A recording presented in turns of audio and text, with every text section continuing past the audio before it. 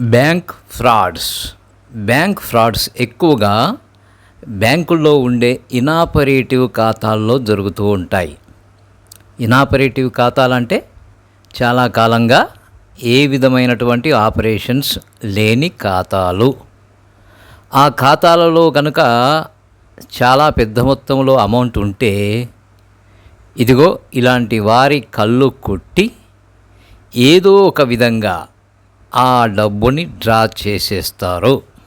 ఈ మధ్య కాలంలోనే ఒక ఎన్ఆర్ఐ ఖాతాలో నుంచి కోట్లాది రూపాయలు కొల్లగొట్టాడు ఓ మేనేజరు.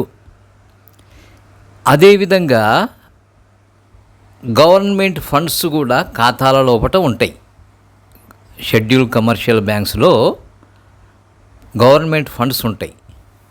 అవి కనుక చాలా కాలంగా ఏ విధమైనటువంటి ఆపరేషన్స్ లేకుండా వాటిని విత్డ్రా చేయకుండా ఉంటే గనక ఆ అడ్మినిస్ట్రేటర్స్ ఎవరైతే ఉంటారో అధికారులు ఇది చాలా కాలంగా ఇనాపరేటివ్గా ఉన్నాయి, ఎవరూ వాటిని పట్టించుకోవడం లేదు, వాటిని మనము డైవర్ట్ చేసినా కానీ ఎవరూ పట్టించుకునే పరిస్థితి లేదు అనుకున్నప్పుడు ఇదిగో ఈ విధమైన చర్యలకు పాల్పడతారు.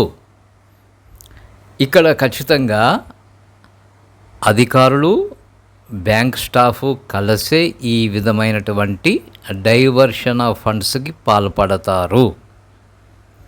చాలా కాలంగా నిరుపయోగంగా ఉన్నటువంటి అమౌంట్స్ని ఈ విధంగా డైవర్ట్ చేస్తారు. చిత్రం ఏమిటంటే ప్రభుత్వ ఫండ్స్ నిరుపయోగంగా బ్యాంకుల్లో మూలుగుతూ ఉంటాయి. వాటిని సంబంధించిన కార్యక్రమాలకు ఎందుకు ఉపయోగించరో అర్థం కాదు.